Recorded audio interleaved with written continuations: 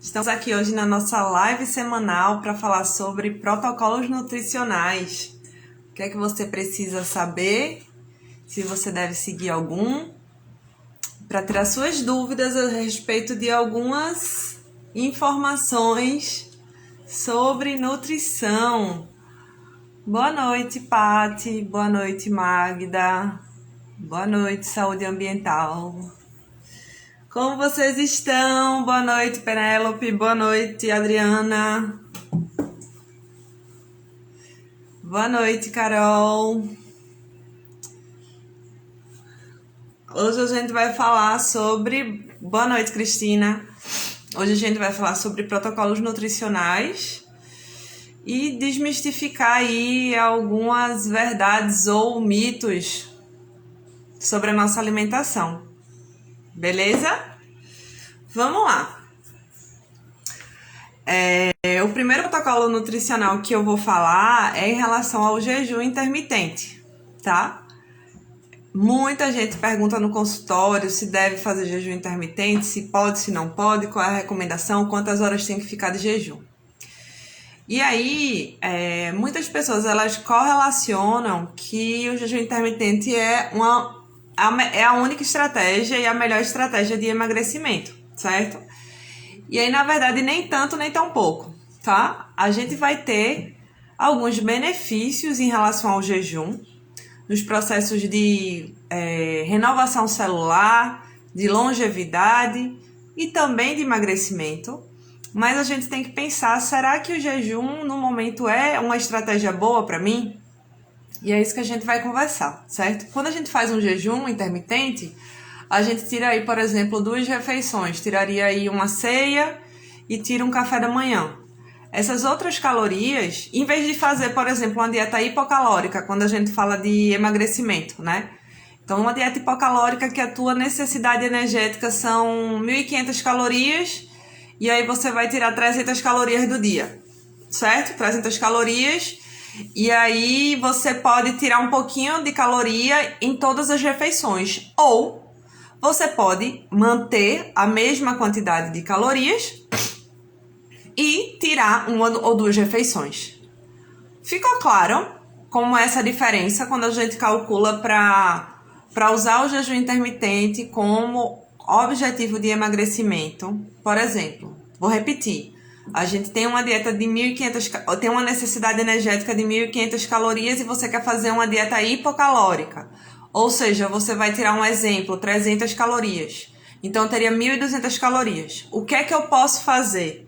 Eu posso pegar essas 1.200 calorias e distribuir em 6 refeições, ou posso pegar essas 1.200 calorias e distribuir em 4 refeições. Então, o jejum intermitente ele pode entrar nessa estratégia, fazendo com que nas outras refeições você mantenha a mesma quantidade de caloria e você tira aí completamente algumas refeições em vez de tirar um pouquinho de cada refeição. Certo? Seria uma forma de trabalhar, tá? Vamos voltar para a questão do jejum.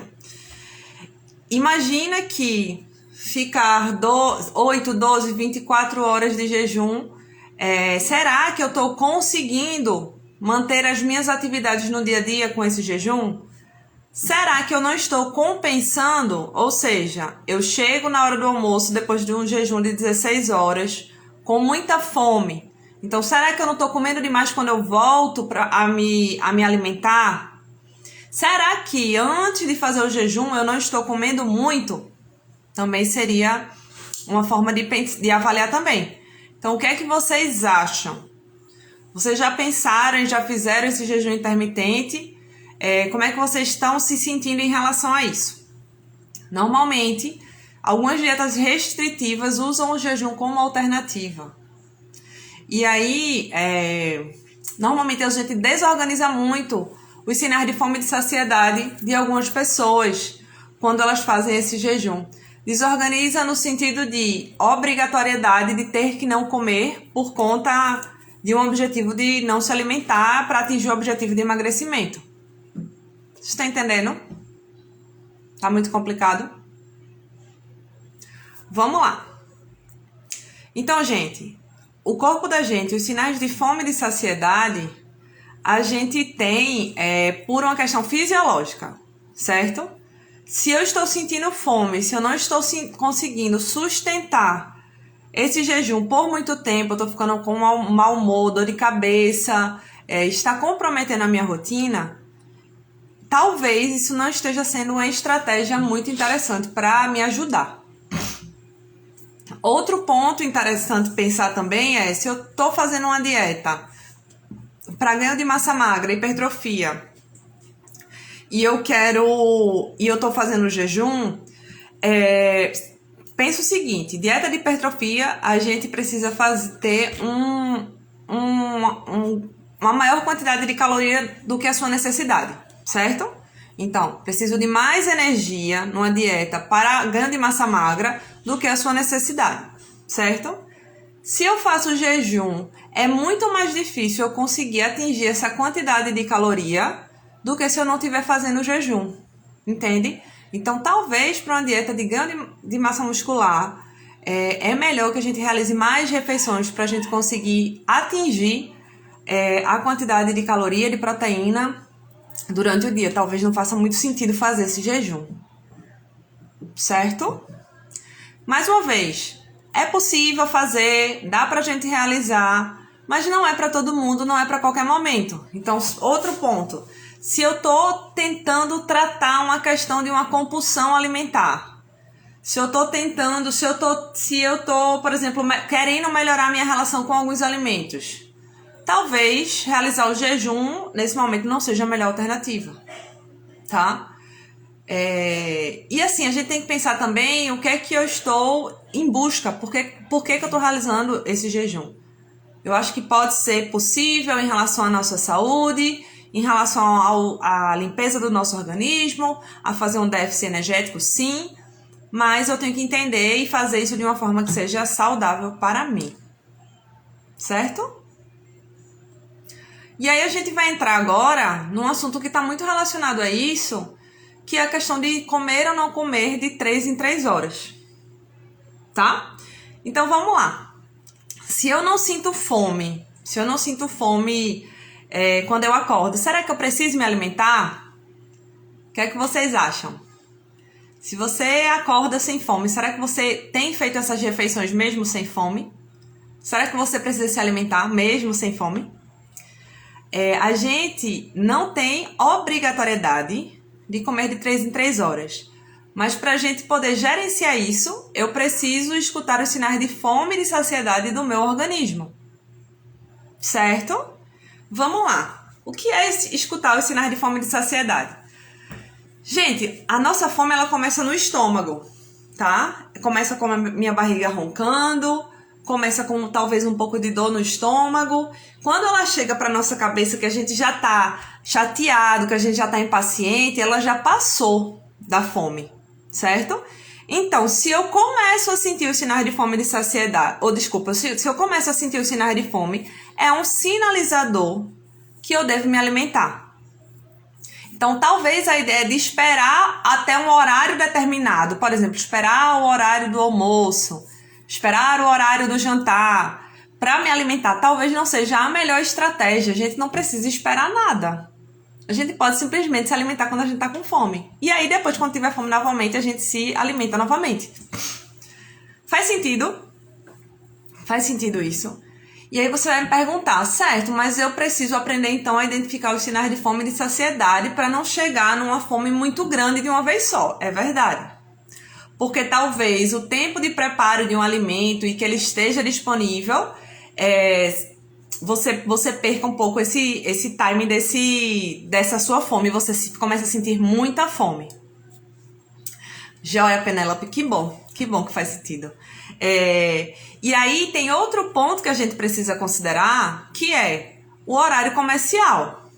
Por que muitas pessoas elas perdem um pouco essa referência de poder olhar para o nosso corpo e entender os sinais de fome e de saciedade? Porque eu não tenho escolha. Eu preciso me alimentar antes de trabalhar ou fazer um pequeno lanche entre o café e o almoço ou almoçar na hora do almoço. André tá dizendo aqui, eu antigamente me alimentava na certa, hoje eu como quando tenho fome. na hora certa. Tu tem se sentindo como, André? Comendo desse jeito agora e como tu comia antes? Como tu tá se sentindo? Fala pra gente. Sim, aí em relação ao horário comercial, por exemplo, se eu tenho que seguir um horário comercial, a gente está muito condicionado aos horários que eu preciso trabalhar, entende? Então, eu tenho meu horário de almoço, eu tenho um horário que eu posso voltar para casa para jantar e eu tenho os intervalos que eu posso fazer lanche. Então, a gente precisa se condicionar a esses horários. André tá dizendo que melhor, menos pesado. Eu acredito profundamente que a gente ter uma alimentação intuitiva e a gente seguir os sinais de fome e de saciedade do nosso corpo é o melhor caminho. Sempre vai ser, tá? Porque assim, senão, a gente não estaria aqui na Terra há tantos anos se a gente não soubesse a hora de se alimentar, né? Se não fosse instintivo, se a fome não fosse instintiva, né? Se a gente não soubesse como comer. Então, eu acho que a gente precisa sim fazer esse resgate. E observar e olhar pra dentro e acolher mesmo e dizer assim: eu vou sentir minha fome. Eu vou sentir, vou ver que horas ela vai chegar. E quando ela começar a sinalizar, eu já posso me alimentar. Você vai ver que o seu corpo, ele não lhe engana. Claro que muitas vezes a gente começa a escolher alimentos que eles não trazem saciedade, que eles não dão saciedade pra gente. Então, por exemplo, Natália, eu tô morrendo de fome o tempo todo. Beleza, mas tu tá comendo o quê? Sei lá, eu como um sonho de valsa quando eu tenho fome, e daqui a pouco eu tô com fome de novo. Tudo bem, né? Mas aí você tá escolhendo alimentos que não lhe dão saciedade. Então, eu preciso pensar e entender qual o tipo de alimento que você deve escolher que vai te dar saciedade. E aí, certamente, eles vão sustentar aí por mais tempo no seu organismo, certo? Mas eu sugiro que vocês façam esse exercício. Observem os sinais de fome e de saciedade. Saciedade é neutralidade. Neutralidade não é nem cheio e nem com fome. É neutro. Então, vamos tentar pensar nesses sinais aí para vocês fazerem esse exercício, certo? Então, gente, se você trabalha e você tem que seguir um horário comercial, eu sugiro que você precisa se ajustar em relação às suas refeições. Porque é interessante ter esse alimento em mãos para você poder se alimentar, para que você não comprometa a sua atividade por conta de fome. Aí, nesse caso, a gente precisa, sim, se adequar a algum hábito, algum padrão de horário comercial. Mas, de uma forma geral, em relação às quantidades, eu gosto muito de voltar esse olhar para o nosso corpo e a gente poder dar uma resposta. Certo? Joia. O terceiro ponto que a gente vai falar hoje é sobre dieta low carb para emagrecimento, né? Que entra muito também na questão do jejum intermitente e também é um protocolo que ele é muito usado na nutrição. E as pessoas, elas começaram a acreditar que era a única forma que existia de emagrecer, né? E aí, o que a dieta low carb faz? Ela vai diminuir a quantidade de carboidrato da alimentação, vendendo aí que uma maior quantidade de gordura e uma quantidade normal de proteína, normoproteica, seria uma grande alternativa para o processo de emagrecimento. Pode ser uma estratégia? Com certeza, pode. Todo mundo vai se dar bem? Não necessariamente. O que é que eu preciso considerar? Preciso considerar o hábito alimentar de cada pessoa. Tem pessoas que elas vão adorar comer raízes, tem pessoas que vão adorar comer carne, tem pessoas que vão adorar comer queijo, tá? Tem pessoas que não vão comer nem carne nem queijo, que vão comer mais fruta. Então, eu não consigo, eu não posso e nem devo generalizar esses protocolos. Na verdade, eu queria muito vir hoje falar isso para vocês. Que não existe certo e errado, existe o que é mais adequado para você. Então, falei do jejum intermitente, falei de comer de 3 em 3 horas, e agora eu tô falando da dieta low carb para emagrecimento. Que vai estar muito relacionado com o próximo ponto que a gente vai falar, que é em relação à refeição livre. Gente, imagina aqui que eu tenho uma linha. Se eu tenho uma dieta hipocalórica, eu quero emagrecer. Voltei, minha gente. Voltei, estão me vendo, né? Que travou aqui. Sim, então se eu tenho uma dieta aqui hipocalórica, certo? Dieta hipocalórica, quero emagrecer. E aí chega, por exemplo, no final de semana eu não consigo sustentar a minha dieta low carb. Não era muito melhor que eu tivesse feito algo mais linear e tranquilo que eu conseguisse seguir do que eu ter ficado a semana todinha. Meu Deus, eu tô comendo aqui folha folhejo. Tá sendo horrível pra mim, eu não tô gostando, eu tô com vontade de comer arroz, eu tô com vontade de comer cuscuz. E aí chega no final de semana eu faço, não, mas vai ser o momento da minha refeição livre. E eu vou me permitir. Aí você come muito mais do que você comeria se você estivesse comendo cuscuz, pão e, sei lá, macarrão durante a semana. Entende? Então, dieta low carb pode ser utilizada para emagrecimento? Sim. Mas eu tenho que pensar, por que ela precisa ser low carb? Será que com a dieta reduzida de caloria e de gordura eu teria o mesmo resultado e seria mais fácil e menos sacrificante para mim? Se for, a gente tem que pensar em mudar essa estratégia, certo? Tudo é possível na nossa conduta nutricional, tudo é possível. A gente só precisa escutar o paciente e entender qual é a estratégia que faz mais sentido na rotina dele, tá? Joia! E aí, em seguida, a gente falou sobre... Eu vou falar, desculpa, sobre refeição livre. Minha gente... Esse tema essa pergunta é uma pergunta que, assim, quase todos os pacientes perguntam pra mim quando saem do consultório. Natália, mas e no final de semana vai ter refeição livre? Eu posso beber? Não posso? Gente, pra mim, o plano alimentar é um norte. É um norte pra você atingir o objetivo que você quer, que você tem, né? Mas, se eu penso profundamente numa refeição livre durante a minha semana toda, tem alguma coisa errada com a dieta, certo? Avalie, observe sem julgar os alimentos. Observe se você gosta ou não gosta dos alimentos que você está consumindo. Se você não gosta, sem julgamento. Ah, Natália, eu não gosto de fruta, eu não gosto de verdura, eu gostaria muito de gostar desses alimentos, mas eu não consigo, mas eu vou tentar. A partir de amanhã, eu vou fazer uma feira e vou comprar só fruta e verdura. Vai funcionar? Vai não. Não vai. É a mesma coisa de eu ser sedentário e dizer assim, não, mas agora eu vou todos os dias pra academia. Eu odeio musculação, mas eu vou. Não vai funcionar. Então, o plano alimentar ele tem que ser muito real, ele tem que ser muito personalizado mesmo em relação ao seu hábito alimentar, e eu completamente incentivo a mudança de hábitos e a adaptação da alimentação, porque ela é completamente possível. A gente tem histórias, né? A gente tem relatos de pacientes, inclusive meu, né? A própria Natália, de fato, de uma mudança em relação ao repertório de alimentação enorme. Mas esse processo ele não acontece consciente porque a gente escolhe. Tipo assim, ah não, amanhã eu vou adorar comer feijão, porque hoje eu não gosto. Não, é assim. Então, entendam que a meta de vocês, ela tem que ser real, minha gente. Sem julgamento, sem julgamento. Olhem pra dentro e digam assim, a meta que eu tô colocando pra mim, ela é real ou ela não é? Eu vou dar um exemplo pra vocês, certo? Eu fui me matricular na academia essa semana. E aí, eu já tinha me matriculado em academia 300 vezes, né? E aí, essa semana eu fui me matricular. E aí, a promotora, não sei se a secretária me perguntou assim, qual é o seu objetivo? Aí eu fiz, o meu objetivo é dormir bem e me mexer pra tirar esse peso na consciência que eu tenho por não estar fazendo atividade física. Minha gente, é isso que a gente tem que ser honesto com a gente. Você podia dizer assim, meu objetivo é perder gordura.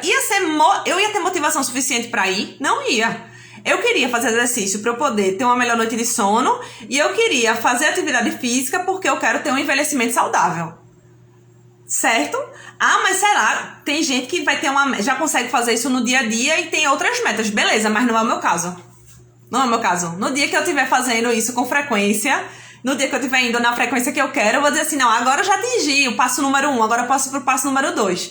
Isso está muito relacionado com a mudança de comportamento, tá? Que é... Ai, meu Deus, eu tava conversando com um amigo meu hoje, falando justamente sobre isso, que é o modelo transteórico de mudança de comportamento. André disse perfeito, a Milka disse, já respondi, meu objetivo é ficar gostoso. Milka, tu sentia que tu conseguia, era suficiente esse objetivo? Era suficiente pra tu ir e pra tu frequentar? Porque assim, pra mim, e assim, não, eu quero emagrecer, eu dizia assim, tô morrendo de preguiça, não vou não. Porque porque aquilo ali não era o suficiente, entende? Mas assim, se for de fato suficiente pra você e se for resgatar a sua essência, né? Aí faz sentido. Inclusive, gente, a gente trabalha muito com essa questão de mudança de comportamento e cada pessoa, ela vai ter um nível de prontidão para mudança. Então, por exemplo, quando a gente fala de alimentação, tem pessoas que fazem assim, bora falar sobre vegetarianismo. Eu vejo Natália vegetariana e eu digo, oxe, nada a ver a pessoa ser vegetariana. Como é que a pessoa não come carne? Isso é um nível de pré-contemplação, onde ele não acredita que ele é capaz de executar aquela mudança, né? E aí tem outro nível que vai dizer assim, o nível de contemplação. Poxa, a Natália é vegetariana, é massa ser vegetariano, né? Mas eu não consigo não ainda ser vegetariano, mas eu acho massa, tá? E aí tem o outro nível que vai ser a preparação. Poxa, eu quero ser vegetariano, mas eu preciso me organizar, eu preciso procurar um nutricionista. É a preparação. E a ação é, de fato, virei vegetariano e aí eu tô aqui, vamos ver o que é. Me preparei, tô aqui. E aí, em seguida, vai ter a manutenção e vai ter a recaída, porque a gente sempre volta para os ciclos no sentido de tá girando, mas não no mesmo ponto, mas sempre em um ponto mais abrangente. Vocês entenderam, gente, a comparação que eu fiz dos níveis da mudança de hábito? Então, eu tô querendo trazer para vocês que tem que ser muito real, de acordo com a nossa vida, de acordo com o nosso momento. A Milka tá dizendo que não era, né? Não era suficiente a questão de ficar gostoso. André colocou aqui, as pessoas têm que entender que a maioria das pessoas não conseguem mudar um comportamento de forma radical. É muito mais sólido uma mudança gradativa. Perfeito, André. Perfeito. E se a gente entender que o nosso processo ele vai funcionar desse jeito, a gente não se frustra, porque a gente não vai gerar não vai ter uma meta, na verdade, que a gente não vai conseguir alcançar, mas a gente tá saindo do lugar o tempo todo. Eu adoro esse tema de mudança de comportamento. Liz tá falando, não sei qual é o meu objetivo, mas eu vou na força do ódio porque a personal tá esperando. Olha, eu acho que treino com o personal é sempre maravilhoso, né? Mas veja, com certeza, no seu subconsciente, das duas, uma, ou já virou um hábito, e você vai, e você executa, o que é ótimo, né? Ou existe alguma motivação que faz com que você se movimente, o que é ótimo também. Então tá perfeito, das duas formas. Gente, então bora lá, continuando aqui, né? A gente tava falando sobre a refeição livre, então eu queria que vocês observassem como é que tá a dieta de vocês do dia a dia. Se vocês estão tendo prazer ao comer os alimentos que vocês consomem. Natália, eu tô adorando comer, então não, tô sentindo falta de comer um alimento que eu não estou comendo porque eu acho que eu não posso comer porque eu tô de dieta, certo? Porque se essa alimentação da sua rotina não estiver prazerosa, possivelmente você vai compensar na sua refeição livre, no seu final de semana, no seu jantar.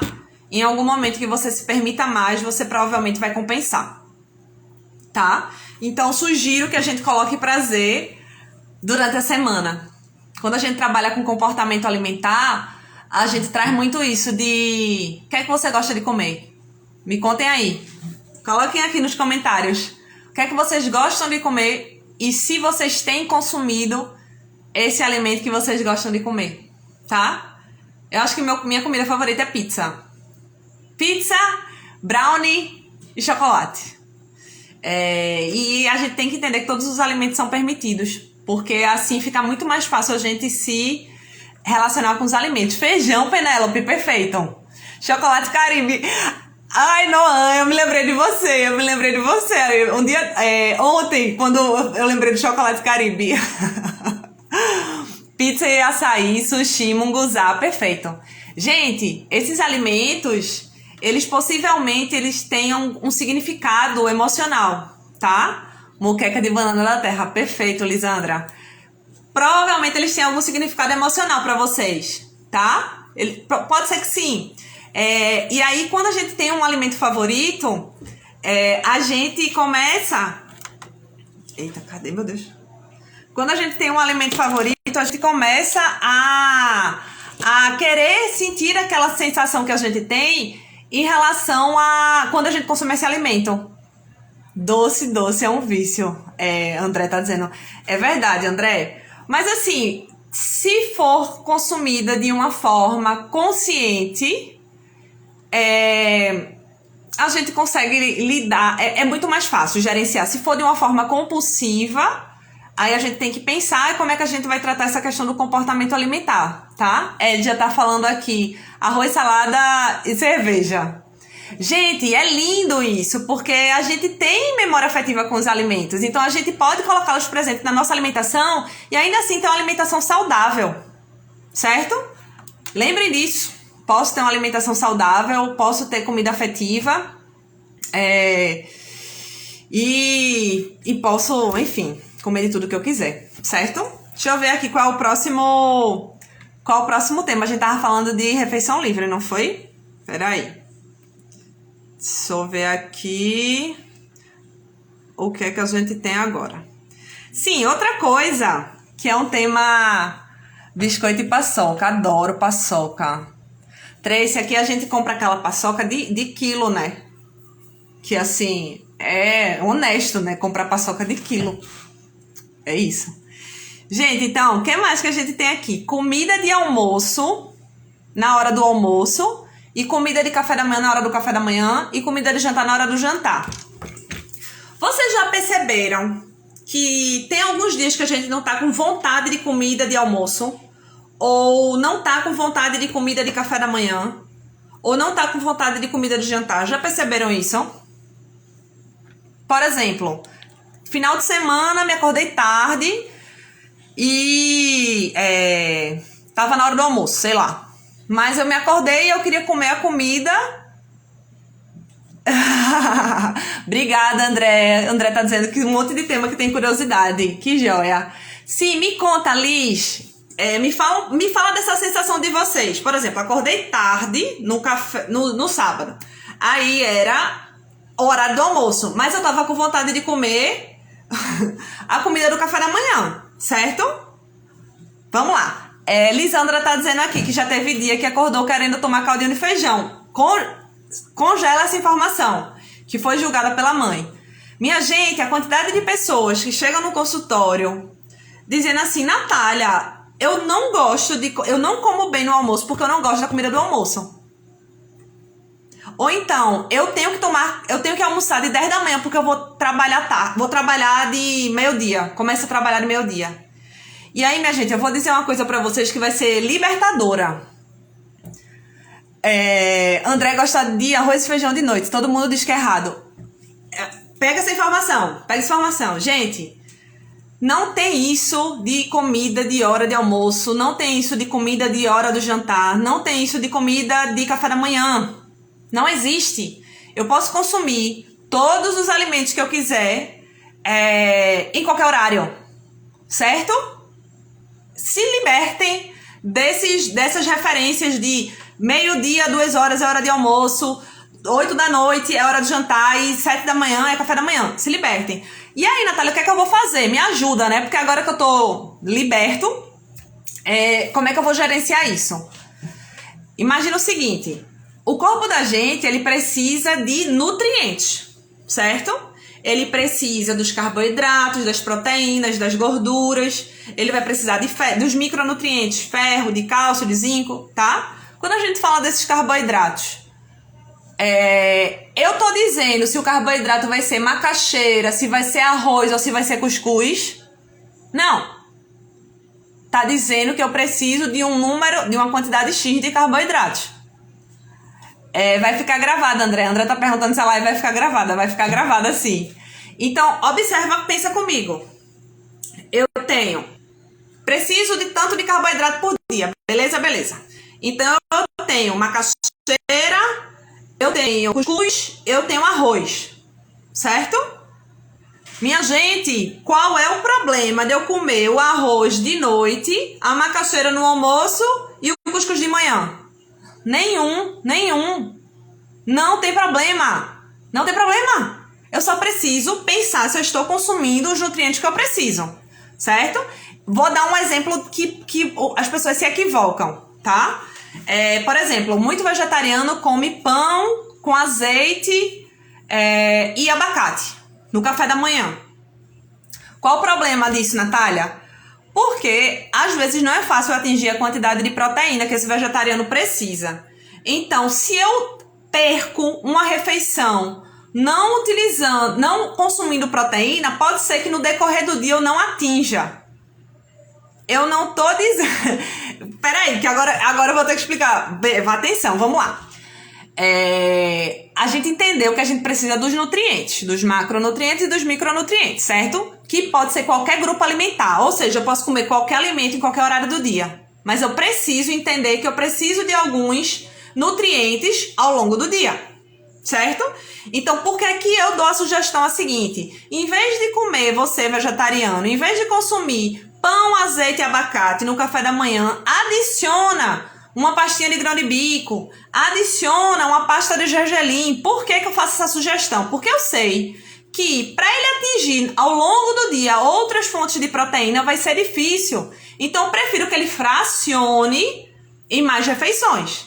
É completamente diferente do que eu dizer assim, no almoço eu quero comer macaxeira e no jantar eu quero comer arroz.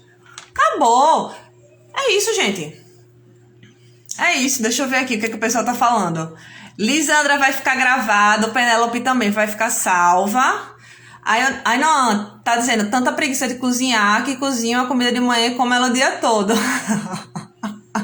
E se duvidar, ainda como no outro dia a mesma coisa. Gente, a gente pode congelar também, né? Porque assim, isso era outra coisa que eu ia falar. Natália, tem problema eu comer a mesma comida mais de uma vez por dia? Por exemplo, eu comer cuscuz no almoço e no jantar. Foi isso que uma paciente me perguntou um dia desses. Natália, tem problema eu comer cuscuz, desculpa, no café da manhã e no jantar? Gente, não tem problema, certo? Mas se eu estou sobrecarregando algum alimento, sobrecarregando no sentido de consumindo muito, eu posso pensar que eu estou deixando de oferecer, de dar oportunidade para outros alimentos serem consumidos na minha alimentação, tá? E aí a variedade nutricional ela é muito importante pela questão da nossa nutrição. Então, por exemplo, eu vou ter um alimento A que ele vai ter vitamina e mineral A, B, C, e eu tenho um alimento B que vai ter vitamina e mineral C, D e E. Então, essa variedade é legal para a gente ter um aporte nutricional variado. Não quer dizer que eu não possa fazer como a Inoan falou, que eu vou fazer a mesma coisa no almoço, no jantar, e tá tudo certo, e tá tudo bem, tá? Ó, Val tá dizendo aqui que não consegue comer vários dias seguidos a mesma coisa. É porque enjoa, né, Val? Aí, assim, eu acho que o congelamento pode ser satisfatório nesse sentido, tá? Então, minha gente, vejam só. Eu também enjoo. Agora, assim, tem momentos do mês que eu não gosto de almoçar, minha gente. Assim, quando eu vou menstruar, eu tô menstruada, eu tenho, assim, um negócio por tapioca. Que eu quero passar o dia comendo tapioca, e eu como tapioca no almoço, e eu adoro comer tapioca com tofu, e vai ser minha tapioca mesmo. E isso acontece e tá tudo certo, tá? Pego minha tapioquinha, que seria no lugar do meu arroz, pego meu tofuzinho, que seria no lugar do feijão, acabou, tá? Então, gente, estamos libertos, né, em relação a isso de comida de almoço, na hora do almoço, comida do jantar, na hora do jantar. Teve uma paciente, sabe o que foi que eu fiz com ela? Eu fiz, vamos esquecer nome de refeição e a gente vai fazer um plano alimentar assim. Refeição 1, refeição 2, refeição 3, refeição 4, refeição 5, refeição 6. A gente não botou o nome na refeição. Porque ela ficou muito mais leve nesse sentido de, eita, são 10 horas e eu teria que comer, sei lá, um lanche, mas agora eu tô almoçando. Ah, a gente fez isso. Refeição 1, 2, 3, 4, 5. Vamos sentindo e libertando isso. E, claro, tentando sempre estar nutrindo bem o nosso corpo. É essa parte que é importante. Aí não tá dizendo aqui, saí de casa ontem de manhã. Eita, peraí. E só vou chegar sábado, então minha comida vai ser repetida. Mas é melhor que seja repetida e planejada, meu bem. E a sua dieta tá bem linda, viu? Sua dieta tá bem linda pra gente levar todas as marmitas. E fazer bem direitinho. Arrasar. Ó, ficou claro, minha gente, essa questão de comida de almoço, na hora do almoço, tudo mais, né? A gente vai falar agora sobre, eu já falei sobre repetir. Será que eu posso repetir o mesmo alimento em mais de uma refeição, por exemplo, comer cuscuz de manhã e de noite, eu falei que o ideal é a gente variar por conta da questão nutricional, mas também não é um problema se isso acontecer e se a minha logística não permitir, não, tá? Outro ponto é em relação ao consumo de carboidrato à noite. Ah, porque não pode consumir carboidrato depois das 6 da noite. Gente, depende, né? Depende.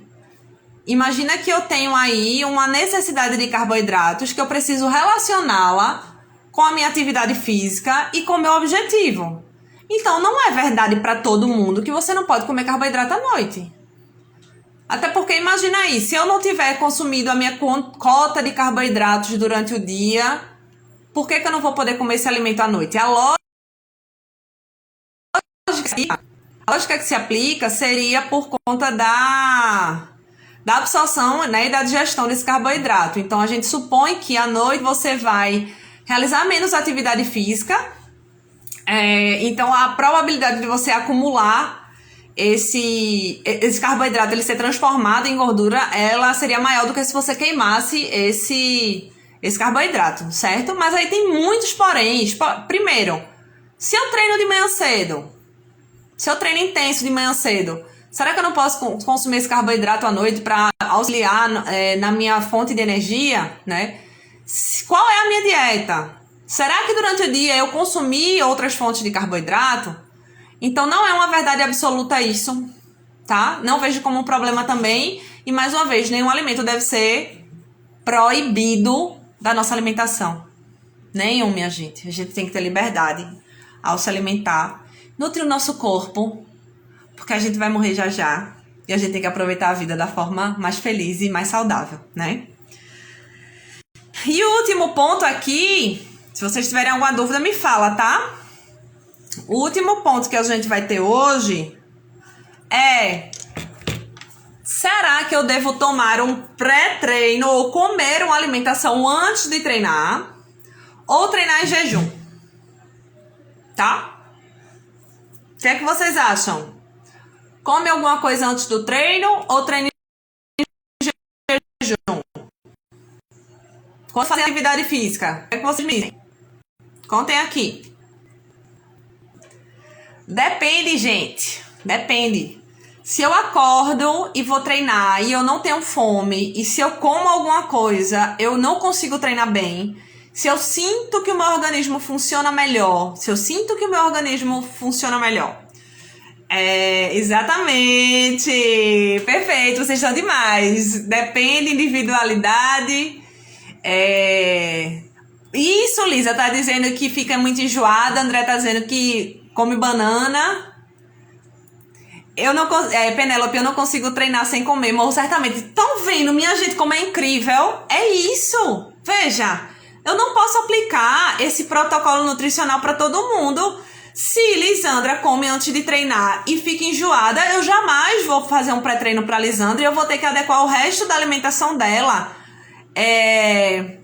Mônica e Penélope estão colocando aqui. E André, se eu não comer, eu não consigo treinar. Exato, eu também sou assim, minha gente. Então, se eu não comer alguma coisa, é melhor nem ir, porque eu não vou conseguir treinar. Dependendo muito da hora, né? Mas a gente consegue adaptar. Qual o objetivo do pré-treino? O pré-treino, ele existe para dar energia para o treino. Ponto. Então, eu vou comer algo que faça com que eu tenha o meu melhor desempenho nessa execução desse exercício. Certo? Então, é isso. E a quantidade, quantas horas antes, vai depender do seu bem-estar. É isso, certo? Então, a gente vai ter que considerar quanto tempo você vai ter antes do treino, se você vai digerir bem esse alimento, se você fica bem quando consome ou quando não consome um alimento. Mas pensando sempre, coloque na cabeça de vocês, eu preciso me alimentar ou não me alimentar. Quando ele existe, quando esse alimento existe, é para me dar energia para executar esse exercício de uma forma plena e que eu possa otimizar a minha intensidade de atividade física. É basicamente isso, certo? Gente, vocês têm alguma dúvida? Gostei de hoje dos temas, e vocês? Foi legal, né? Foi curioso, né? Achei bem curioso também. Olha só, Coloquem aqui se vocês tiverem alguma dúvida sobre protocolos nutricionais. A hora é agora. Coloca aqui. Mito ou verdade? Posso fazer isso ou posso fazer aquilo? Que a gente tira essa dúvida aqui agora. Certo? E também, se vocês tiverem temas que vocês queiram que a gente traga na próxima semana, bota lá na minha caixinha de pergunta, certo? Obrigada, Adriana, obrigada, Inoan, obrigada, Penélope, pela participação de vocês, obrigada, Tracy, obrigada, André. André, se tu tiver mais dúvida, coloca na caixinha de pergunta, que aí a gente vai respondendo. Obrigada, Mônica. Minha gente, foi ótimo, foi um prazer estar aqui com vocês. Como eu falei, toda quinta-feira às 8 horas da noite, a gente tá aqui para conversar. Coloca aí, qual é o tema, André? Agora eu tô curiosa. Fala pra gente. Obrigada, Liz. Obrigada pela sua participação. Gente, assim, eu fico muito feliz de estar com vocês toda quinta-feira. É maravilhoso pra mim. E, na verdade, é um grande bate-papo, né? A gente, assim, vai trocando umas ideias e vai construindo algumas formas de pensar diferente, tá? Na próxima semana, a gente se encontra às 8 horas da noite. Ô, Mônica, vai ficar gravada. Se você quiser ver do começo, viu? Eu vou deixar salva. Posso criar e-book mesmo... Michel Nutri. Posso criar e-book mesmo colocando os artigos científicos? Se tu pode criar e-book, com certeza. Com certeza. Ah, mas tu é nutricionista? Com certeza você pode criar. Não tem problema nenhum. Se você colocar referência, é até mais legal, né? É até mais legal. Vai dar um embasamento científico em relação ao que você tá colocando no seu e-book. É interessante, sim. Tá bom? Beijo, gente. Boa noite. E até a próxima semana.